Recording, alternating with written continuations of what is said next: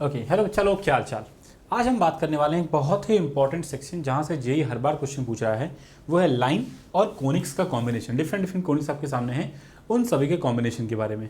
तो हम कोई सा भी एक सिंपल कर्व लेंगे, उस कर्व के बेसिस पे मैं हर बार समझाऊंगा आपको, बाकी बातें मैं लिखवा दूंगा आपको, वहां से उसको डील आप कर सकते हो, है ना। तो एक अपन कोई सा भी कर्व लेते हैं, अपन मान लेते हैं क्या, पैराबोला के बारे में। सपोज ये तुम्हारा एक पैराबोला है और ये तुम्हारी एक लाइन की कॉम्बिनेशन है। हम एक जनरल लाइन क्या मान लेते हैं, y equal to M X plus C, और पैराबोला अपन कौन सा मान लेते हैं, Y square equal to 4ax। तो जब भी आप लाइन और कर्व की कॉम्बिनेशन देखते हो तो अपन क्या बात कर रहे हैं, ये तीन केस को रिप्रेजेंट कर सकता है। एक, ये लाइन बाहर बाहर निकल जाए, दूसरी ये लाइन टच करके निकल जाए, तीसरी ये इसको कट कर जाए। तो ये तीन केस आपके सामने बन सकते हैं, केस 1, केस 2 और केस 3। तीनों ही केसेस में आप एक बात देखो, जब ये लाइन के साथ कर्व का कॉम्बिनेशन पॉसिबल नहीं होगा, मतलब केस 1 अगर देखें तो आप लाइन और कर्व को जब सॉल्व करते हो ना, तो आपको एक भी सॉल्यूशन नहीं मिलने वाला। वहीं अगर केस 2 बताओ कब बनने वाला है, जब लाइन और कर्व दोनों एक दूसरे को टच कर रहे हैं, मतलब केवल एक ही सॉल्यूशन मिलने वाला है आपको। समझ रहे हो क्या। और एट लास्ट क्या बन रहा है आपके पास कि दो रियल सॉल्यूशन आपको मिलने वाले हैं इन दोनों को सॉल्व करने पे। तो let's solve this to at first, ताकि आपको वो चीज़ें दिखनी स्टार्ट हो जाए जो हम बोलना चाह रहे हैं आपसे। y को पुट करो ला केस में, ये हो जाएगा एम एक्स प्लस सी का होल स्क्वायर इक्वल टू कितना बताओ, 4ax। थोड़ा ओपन करोगे ये हो जाएगा एम स्क्वायर एक्स स्क्वायर, यहाँ से हो जाएगा तुम्हारे पास 2mc x है ना, और यहाँ से -4a, तो -4a times of x plus C square equal to कितना बताओ, 0। ये है क्या तुम्हारी क्वाड्रेटिक। हमने क्या बोला है कि हमें क्या चाहिए, हमें चाहिए d के बेस पे कंडीशन, क्योंकि इसके लिए बताओ d क्या होगा, इस केस के लिए नेगेटिव, इसके लिए d क्या होगा 0, इसके लिए d क्या होगा पॉजिटिव, क्योंकि नो सॉल्यूशन, 1 सॉल्यूशन और 2 सॉल्यूशन की बात हो रही है क्वाड्रेटिक के अंदर, तो d के ऊपर कंडीशन बनती है। तो हम पहले निकालते हैं कि d 0 कहाँ पे आ रहा है। तो d बताओ कितना आ रहा है तुम्हारे यहाँ पे, b स्क्वायर मतलब 4m square C square plus 16a square minus 2 2 4 4 16, तो 16amc है ना, ये हो गया b स्क्वायर माइनस 4ac, तो 4m square C square should be equal to 0। देखो 4m square C square cancel directly हो गया इससे आपका, तो बचा क्या, ये बचा। देखो 16 दोनों में कॉमन आ गया, ये भी कैंसिल हो जाएगा। अभी बच गया a square minus amc is equal to 0। थोड़ा आगे बढ़े इससे, तो आपको क्या मिल जाएगा बताओ, आपको मिल जाएगा a will be common and you will get a minus cm is equal to 0। अब देखो a तो 0 हो नहीं सकता, क्योंकि parabola y square equal to 4ax होता है, तो a कैन नॉट बी 0। समझ रहे हो क्या। तो आप क्या बोलेंगे इस केस में कि a minus C M must be 0, मतलब यहाँ से आपने c बताओ कितना निकाल दिया, a अपॉन m, और इसको हम कंडीशन ऑफ टेंजेंसी बोलते हैं पैराबोला के लिए। कंडीशन ऑफ टेंजेंसी मतलब कोई भी line y equal to M X plus C, अगर y square equal to 4x पे क्या है, टेंजेंट है, इन दैट केस कंडीशन क्या बनेगी, c must be equal to a upon m। Similarly सारे कर्व्स के लिए अलग अलग कंडीशंस डेवलप कर सकते हो आप on the basis of same thing. आप अलग अलग कर्व की इक्वेशन लिखोगे, दोनों को सॉल्व करोगे, d को 0 करोगे, वहां से कंडीशन ऑफ टेंजेंसी आपको हर बारी मिल जाएगी। तो इन तीनों लाइन में जो मोस्ट इंपॉर्टेंट और यूजफुल लाइन अपने लिए बनती है ना, वो बनती है केस 2 वाली, मतलब टेंजेंट वाली। तो अपन समझते हैं जरा कि टेंजेंट के बारे में कहानी क्या बनती है। देखो टेंजेंट की किसी भी कर्व के लिए इक्वेशन क्या होती है, ये होती है t इक्वल टू 0। किसी भी इक्वेशन के लिए अगर आपको पॉइंट ऑफ टेंजेंसी पता है, चाहे वो पैराबोला हो, अगर आपको ये पॉइंट पता है x1 y1, चाहे वो इलिप्स हो, और अगर आपको ये पॉइंट पता है x1 y1, या वो हाइपरबोला हो, है ना, कोई भी कर्व मिल जाती है अगर आपको बस ये पॉइंट पता हो, या फिर वो सर्कल ही क्यों ना हो, अगर आपको ये पॉइंट गिवन है और आप इस पॉइंट पे टेंजेंट ड्रॉ करना चाह रहे हो, तो हर एक केस में इक्वेशन क्या बनती है, t इक्वल टू 0। बस यहाँ पे ये पॉइंट आपको पता होना चाहिए x1 y1, जो पॉइंट ऑफ टेंजेंसी बनने वाली होती है। अब जैसे t क्या है, तो t के लिए आपको अगर याद हो तो रिप्लेसमेंट करना होता है किसका, x स्क्वायर का, किससे, x इंटू x1 से, y स्क्वायर का किससे, y इंटू y1 से, x का किससे, x प्लस x1 अपॉन 2 से, y का किससे, y प्लस y1 अपॉन 2 से, फिर xy का किससे, xy1 प्लस yx1 अपॉन 2 से। तो सबसे पहले आपको ये तरीका ध्यान रखना है कि अगर तुमको पॉइंट गिवन है तो इक्वेशन क्या होती है उसकी, t इक्वल टू 0, किसकी, टेंजेंट की। किसी भी कर्व के लिए, किसी भी कोनिक के लिए सेम इक्वेशन फॉलो करेंगे अपन हमेशा, t इक्वल टू 0। इसको हम बोलते हैं क्या, इसको हम बोलते हैं पॉइंट फॉर्म। जब अपने को इसका पॉइंट पता हो तो हमें इस x1 y1 को यूज करना है यहाँ पे t इक्वल टू 0 कन्वर्जन में। दूसरे पे आते हैं, दूसरा कौन सा है भाई साहब? दूसरा है स्लोप फॉर्म। मतलब अगर हमें स्लोप पता हो केवल तो can we write the equation? Definitely we can write. अगर आप बात करते हैं पहला पैराबोला के लिए, तो देखो पैराबोला के लिए सिंपली बताओ इक्वेशन क्या होती है इसकी। अब जैसे हमने निकाला है y equal to mx plus C थी और सी अपन ने कितना निकाल दिया a अपॉन एम, तो इसकी इक्वेशन क्या बोलते हैं आप? y equal to M X plus A upon M. But ध्यान रखना ये किसके लिए है? केवल ये है Y square equal to 4ax के लिए, इसके लिए निकाला था हमने जस्ट अभी। ठीक है ना, आगे बढ़ो। दूसरा अगर हम बात करते हैं एलिप्स की, तो याद करो इसकी इक्वेशन क्या होती है यार किसी को? y equal to M X plus C. यहाँ पे c कितनी आती है? यहाँ पे c आती है square root of A square M square plus B square. आप चाहो तो यहाँ माइनस भी लगा लो, प्लस माइनस दोनों दो टेंजेंट आती है एक्चुअली तुम्हारी इसके यहाँ पे, है ना, एक ही स्लोप की। तो आप क्या बोलते हैं? y equal to M X plus minus square root of A square M square plus B square. And at last third जब हम बात करते हैं किसकी?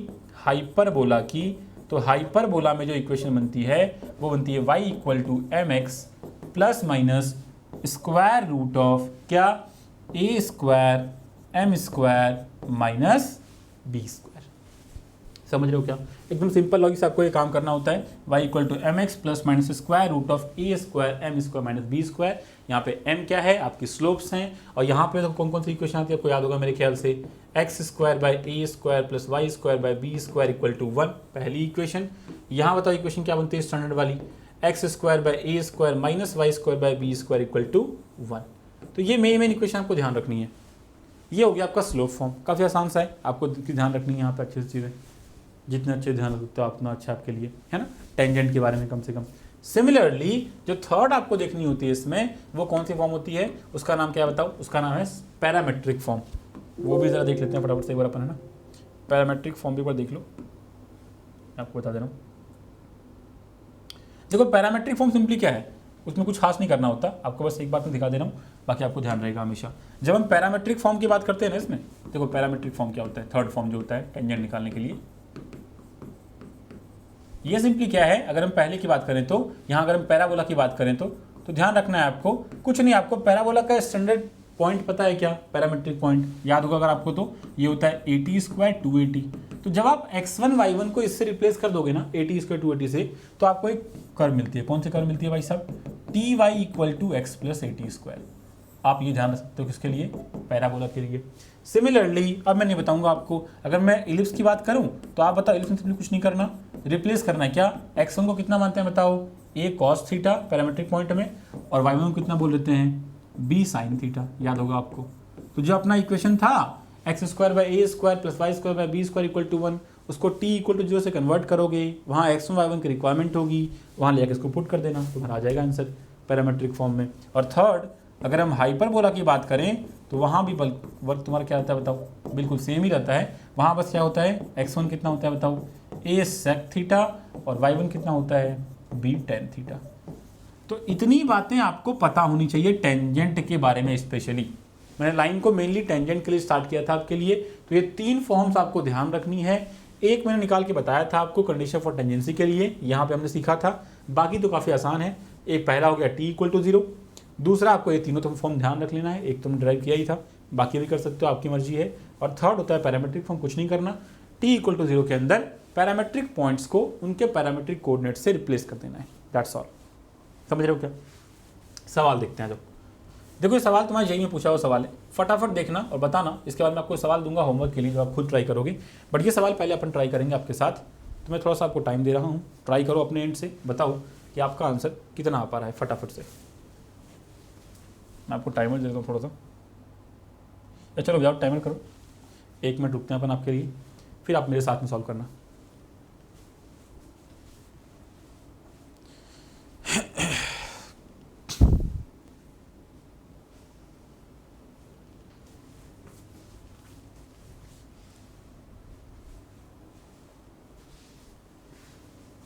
चेक करें, चलो ठीक है। देखो आप चाहो तो पॉज कर सकते हो वीडियो को और आप अपने एंड से सॉल्व कर सकते हो, बट मैं अभी सॉल्व करा रहा हूँ आपको, आप देखना क्या करना है। इस क्वेश्चन में सिंपल क्वेश्चन है, बोला क्या एक पॉइंट है P, ये एक ऐसा पॉइंट है इस हाइपरबोला पे which is nearest to the line this one. क्या बोला इसने? एक हाइपरबोला पे ऐसा कुछ है, ठीक है ना। अब इस पे एक ऐसा पॉइंट है जो इस लाइन के 3x प्लस 2y, मान लो ऐसा कुछ लाइन तुम्हारे पास होगा, 3x plus 2y equal to 1, इस लाइन के ये पॉइंट क्या है बताओ, नियरेस्ट है। तो एक बात समझो कॉमन सेंस से, अगर ये पॉइंट नियरेस्ट है ना बेटा, तो ऑब्वियस सी बात है कि इसी के पैरेलल एक लाइन होगा जिस लाइन पे ये पॉइंट लाई कर रहा होगा, ताकि इसकी डिस्टेंस इससे क्या हो बताओ, मिनिमम हो, नियरेस्ट हो। समझे क्या बोला मैंने, कि इसी लाइन पे तो लाई कर रहा होगा फिर ये, जिस लाइन की हम बात करना चाह रहे हैं। तो अपने को निकालना क्या बताओ, अपने को निकालना यही पॉइंट है कि ये x0, y0 है क्या, ये x0, y0 है क्या, कुछ नहीं बोला आपसे। तो आप जरा दिमाग लगाओ अच्छे से, क्योंकि ये इसके पैरेलल है। तो आपको याद होगा पैरेलल लाइन की इक्वेशन कैसे लिखते हैं हम लोग बताओ, ऐसे लिखते हैं 3x प्लस 2y, इसको बस क्या कर दो बताओ, इसका पॉइंट चेंज कर दो, ये कितना हो जाएगा, प्लस k इक्वल टू 0 हो जाएगा, और क्या, बस कांस्टेंट बदलते हैं अपन पैरेलल लाइन के लिए। चलो वो तो बात की बात है, वो चेक करेंगे अपन। बट करेंटली ये देखो हमें क्या बोला गया है कि ये ऐसा कुछ वैरी कर रहा है। अब है क्या ये है हाइपरबोला, है कि नहीं। थोड़ा सिंप्लीफाई करना चाहो तो कर सकते हो, या डायरेक्टली कर लो, कोई दिक्कत नहीं है। आपको ये पता है कि हमें इसकी इक्वेशन कैसे मिलेगी बताओ, इस टेंजेंट की, जस्ट सीखा है हमने अभी, t इक्वल टू 0, अगर पॉइंट पता हो तो x0 y1 के फॉर्म में।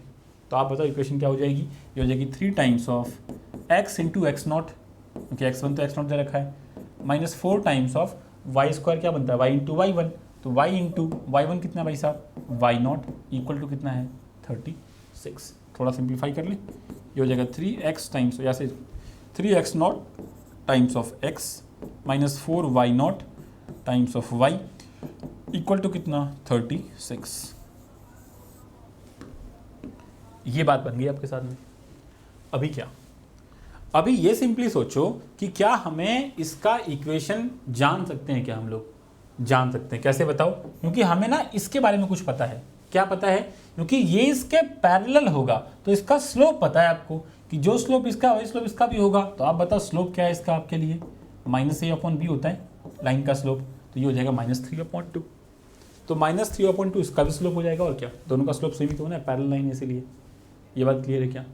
और अब जस्ट तुमको पीछे मैंने बताया था, अगर आपको स्लोप पता हो तो आप टेंजेंट की इक्वेशन लिख सकते हैं। ये अपनी इक्वेशन 1 मान लेते हैं अपन। आप बताओ अगर आपको स्लोप पता है तो टेंजेंट की इक्वेशन क्या लिख सकते हैं अपन।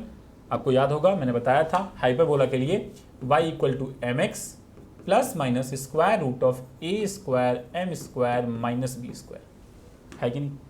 तो पुट करो, ये हो जाएगा y इक्वल्स टू mx का मतलब क्या, m कितना है -3/2 टाइम्स ऑफ x। अब प्लस के लिए चलते हैं पहले अपन, तो प्लस स्क्वायर रूट ऑफ, आप बताओ पहले यहाँ पे a स्क्वायर b स्क्वायर कितना कितना आ रहा है, तो सिंप्लीफाई करना पड़ेगा आपको इस हाइपरबोला को पहले। तो करते हैं, देखो ये हो जाएगा x स्क्वायर बाई 36/3 मतलब 12 माइनस वाई स्क्वायर बाई 36/4 मतलब 9 इक्वल टू 1। मतलब a स्क्वायर क्या हो गया 12, b स्क्वायर क्या हो गया 9, ठीक है ना। तो सॉल्व करते हैं आगे, तो a स्क्वायर हो गया 12 और b स्क्वायर कितना हो गया 9। m स्क्वायर का मतलब कितना बताओ, -3/2 का स्क्वायर तो 9/4, ठीक है ना। ज़रा वैल्यू को देखते करें क्या कहानी बन रही है अपनी फाइनली। तो ये आ गया तुम्हारे पास y equal to -3/2x plus square root of क्या बताओ, ये 4 से 3 बार में गया तो 27 माइनस 9 मतलब कितना 18, सही है क्या। दोबारा देख लो, 9 3 27 माइनस 9 18, सही बात है 18 आ गया प्रॉपरली। ये थोड़ा सिंप्लीफाई कर लो, ये हो जाएगा 2y, इसको इधर ले आओ तो प्लस 3x इक्वल टू कितना बताओ 2√18। अब सबको एक तरफ ले आओ फाइनली, ये हो जाएगा तुम्हारे पास कितना 3x प्लस 2y माइनस √18 का मतलब कितना 3√2 होता है क्या, तो -6√2 हो जाएगा ये, है ना, 6√2 इक्वल टू 0। अब ये आ गई आपके पास इक्वेशन नंबर 2। और ये किसकी इक्वेशन है बताओ मेरे को, ये इस लाइन की इक्वेशन है क्या, हाँ। और आपको इस लाइन की इक्वेशन निकाल रखी है आपने पहले ही, और दोनों इक्वेशन किसकी है, सेम लाइन की, और दोनों क्या आइडेंटिकल लाइन्स हैं। और आइडेंटिकल लाइन्स का मतलब क्या होता है, उनकी कॉरेस्पॉन्डिंग कोएफिशिएंट्स क्या होती हैं बताओ, हमेशा बराबर होती है। तो मेक देम इक्वल, मतलब यहाँ से क्या आ रहा है बताओ 3x0, तो आप क्या बोलेंगे सर 3x0 अपॉन यहाँ से कोएफिशिएंट है 3 इक्वल टू, अगले में आ जाओ, यहाँ है -4y0 है ना, तो -4y0 अपॉन यहाँ से क्या है बताओ 2 इक्वल टू, अगला क्या है बताओ, ये आ रहा है -36 है ना, तो -36 अपॉन में क्या -6√2। अब बस इक्वेट करो, आंसर निकालो कितना आ रहा है, 3 से 3 तो गया, ये बताओ पहले कितना आ रहा है, ये गया तो 6 से गया 6 बार में और 6 का मतलब हो गया तुम्हारे पास 3√2 इंटू √2, √2 एक तो गया इससे, तो सिंपली कितना आ गया 3√2। तो आप बताओ यहाँ से आपका x0 कितना आ गया, x0 सिंपली कितना आ गया बताओ 3√2। अगला ये 2 से गया 2 बार में कैंसिल हो गया, बचा क्या बताओ, यहाँ से तुम्हारे पास 3√2 तुम्हारे सिंपली है नहीं तो कितना हो जाएगा बताओ, ये हो जाएगा y0 इक्वल टू, ये हो जाएगा 3√2 अपॉन में कितना बताओ -2, ये हो जाएगा -3√2 अपॉन 2। डन है क्या, ये आ गया तुम्हारा x0, ये आ गया तुम्हारा y0। अब सवाल ने जो बोला है उसके अकॉर्डिंग वेरी कर जाओ। बताओ सवाल ने क्या पूछा है आपसे, सवाल ने आपसे पूछा था √2 times of y0 minus x0 क्या होगा, तो √2 times of y0 minus x0 ये पूछा गया था आपसे, ये पूछा गया था ना, √2 times of y0 minus x0 पूछा गया था, सही बात है ये पूछा गया था। तो सिंप्लीफाई कर लें इसको, है ना, चलो सिंप्लीफाई, बताओ क्या बन रहा है फाइनली, ये हो जाएगा तुम्हारा, देखो कितना हो जाएगा फाइनली, ऊपर क्या बन रहा है √2 टाइम्स ऑफ, ये कितना बन रहा है -3√2 और ये बन जाएगा -6√2, तो -9√2 अपॉन 2। देखो √2 और 2 तो कैंसिल हो गया, तो आंसर इज कितना -9, answer is -9। Simple to solve है कि नहीं। अब कुछ अगर मिस्टेक नहीं हुई है तो अपन सही आ रहे हैं, कैलकुलेशन मिस्टेक चेक करना एक बार, माइनस में क्यों आंसर आया है, अगर माइनस में ही आंसर है तो माइनस में लिख देना, देख लेना आंसर किस में आ रहा है, ऑप्शन देख लेना किस में दिया हुआ है।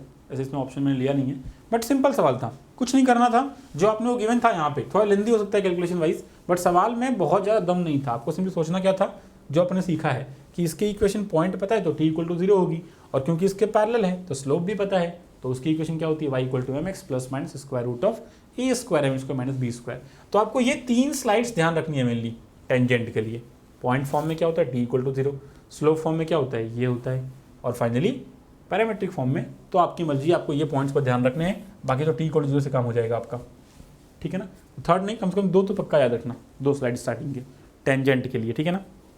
एक और क्वेश्चन देख लो, ये आप खुद ट्राई करेंगे और बताएंगे कमेंट बॉक्स में आपके आंसर कितने आ रहे हैं। लोकस निकालना है किसका, सर्कम सेंटर का, सर्कम सेंटर का लोकस निकालना है। बहुत ही आसान क्वेश्चन है, मेरे ख्याल से आप लोग कर लोगे, जेईई मींस 2023 का ही क्वेश्चन है ये भी, बट आप लोग इसको कर सकते हो आराम से, बस ध्यान से सोचोगे तो क्वेश्चन काफ़ी आसान है ये वाला। तो ट्राई करना अपने एंड से और बताना पक्का कि आपका आंसर कौन सा ऑप्शन आ रहा है। थैंक यू सो मच, मिलेंगे अपन अगली वीडियो में, bye bye, take care, keep style.